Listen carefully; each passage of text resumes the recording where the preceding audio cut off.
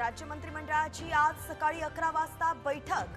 HMPV व्हायरसवरती चर्चा होण्याची शक्यता।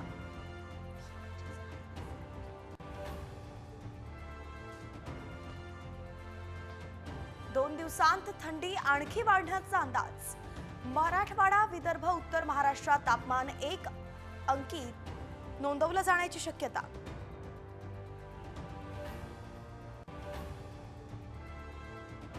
मंत्री धनंजय मुंडेंनी घेतली उपमुख्यमंत्री अजित पवारांची भेट।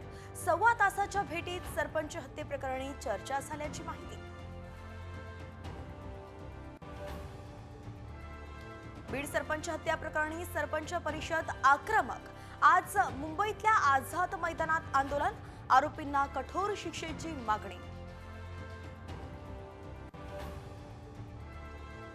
राष्ट्रवादी पक्ष आणि चिन्हाबाबत सुप्रीम कोर्टात आज सुनावणी। निवडणूक आयोगाविरोधात याचिका।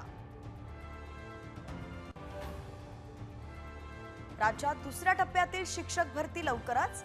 शालेय शिक्षण मंत्री दादा भुसेंची माहिती।